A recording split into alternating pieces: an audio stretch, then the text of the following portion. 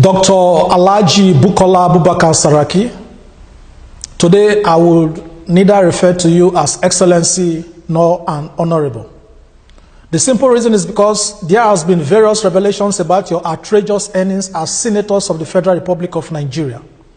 These are actions that are neither honorable nor excellent in nature. Our address to you today also extends to all members of the Nigerian Senate.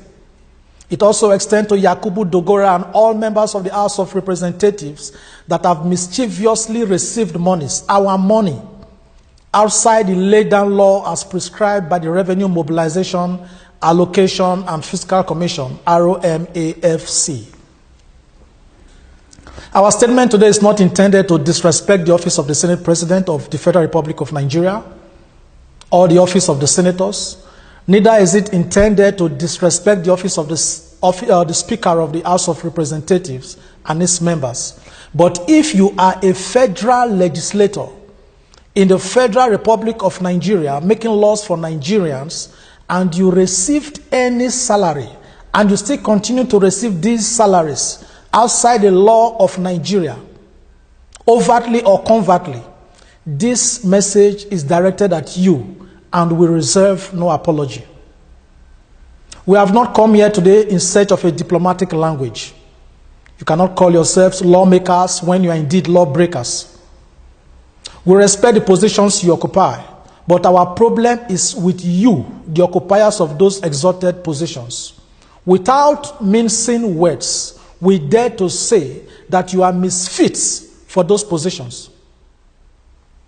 By way of introduction, I am Frederick Omoyema-Dorige. I am the president of the Nigerian Association in Hungary.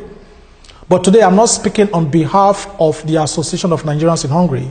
Rather, I'm speaking as the global coordinator of the European Coalition for Security and Democracy in Nigeria. We are basing our speech today on the statement and accusations made against you by the following respected Nigerians. 1. Professor Isse Sage, the Nigerian Presidential Advisory Committee Chairman on Anti-Corruption, PACAC. His statement reads, "From the information I have gathered, a Nigerian senator earns about 29 million naira a month and over 3 billion naira a year." Number 2, Senator Shehu Sani. The running cost of a senator is 13.5 million naira every month. The salary of a senator is about 750,000 naira per month. The constituency project itself is given on a zonal basis, and almost every senator will go with a constituency fund of about 200 million naira. Number 3, Senate spokesman, Senator Aliyu Sabi Abdullahi. His statement is, Sani has not said anything new. Number 4, ex-governor John Obi. His statement, "None of you know what a governor earns. Quote me anywhere. If you know, you won't be here. It is something you can't imagine. You just know the one of senators and you are shouting. But what if you know that of the governors?" Number 5, former President Olusegun Obasanjo, in a letter addressed to the Senate President and to the Speaker of the House of Representatives on the 13th of January 2016. And the statement or the letter read thus: "The two arms ran the affairs of the country unmindful of the rainy day. The rainy day is now here. Where is patriotism? Where is commitment? Where is service?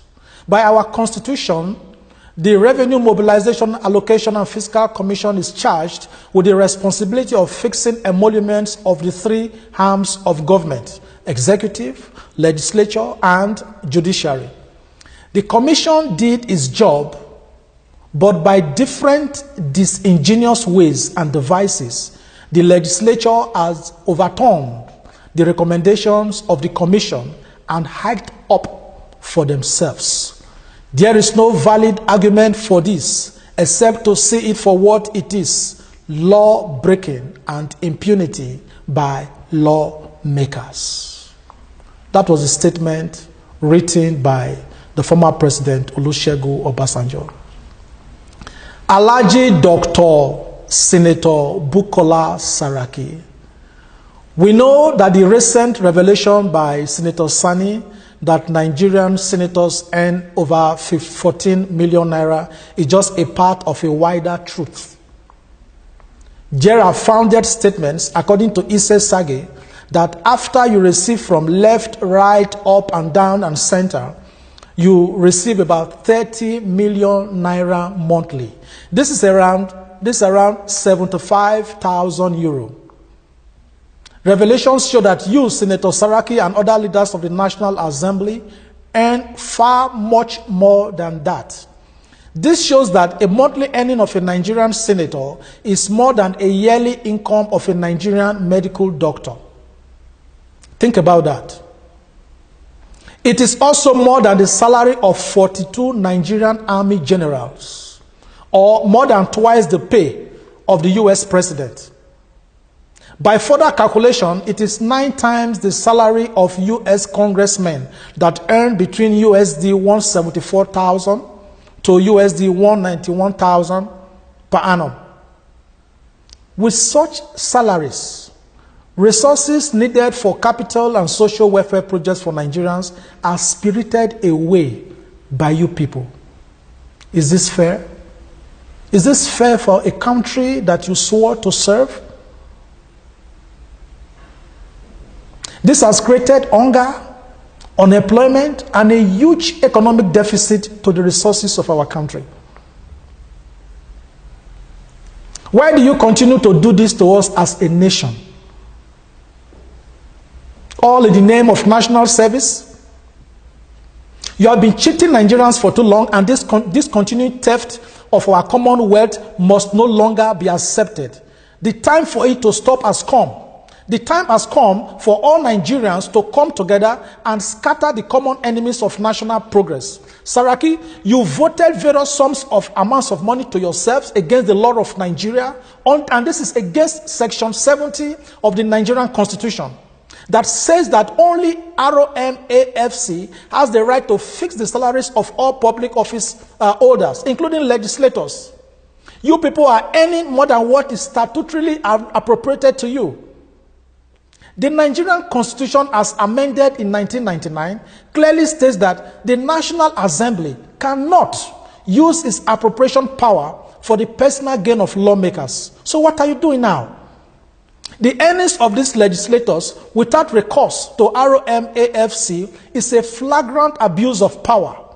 It is ultra-vires, inexcusable, unconstitutional, and to say the least, criminal. It is criminal. You are the ones that will fix your earnings, and you are the ones that will annually pad the national budget of our country, which you ingeniously pull out of our national treasury into your private pockets. This has been going on for years, and you always feel that there's nothing Nigerians can do. Now we are set to do something. You are so corrupt that even Obasanjo calls you corrupt. Sadly, the so-called leaders of Nigerians have so entrenched corruption that some Nigerians now glorify the corrupt. Nigerians now sheepishly keep quiet because stealing is no longer corruption. Let us recall that Dr. David Mark, as Minister of Communication many years ago, suggested death penalty for whoever steals telecom cable. He once referred to the Nigerian National Football Federation as the center of corruption in the country. Are today's senators, which includes David Mark, better than cable thieves and the National Football Federation put together? You politicians, you play the politics of I, me, and myself. You don't care a hoot about our country. Saraki, you may have been able to cripple us as a country, but people like you will never cripple us as a people. we refuse to remain weak. How you ran and you continue to run the Federal Republic of Nigeria as evil cabals is the reason why different parts of the country are living in tension now. Others are agitating for the breakup of Nigeria. Nigeria will not break. People like you will break for Nigeria to move on. Yes, we cannot continue with people like you in Nigeria if we must find our bearing as a nation. You people, you are the real problems, you leaders, you are the real problems that Nigeria has. If Abat Macaulay, Nnamdi Azikiwe, Obafemi Awolowo, Amadu Bello, Antonio Naoro, Fumilayo Rasom Kuti, Tafawa Balewa, if they knew that this is what you, the present-day Nigerian politicians, will turn our country into, they would not have fought for our independence. The bones of our heroes past are now turning, grieving painfully in their graves. The labor of our heroes past now seems to be in vain because of your actions. Today, Nigerians need another independence from our politicians, and we must get it by fire and by force. We need a second independence. The second independence will be our last fight as a people, destined for greatness. This is revolution without ammunition. Nigeria is politically independent, but economically imprisoned. We are imprisoned by those who rose from grass to grace. Many of you were nothing. Nothing. But now you live like demigods. We are imprisoned by those who have no idea of what hard work is, yet they preach hard work. We are imprisoned by the products of the evil machinations of their self-seeking godfathers, who by sheer cunning imposed and recited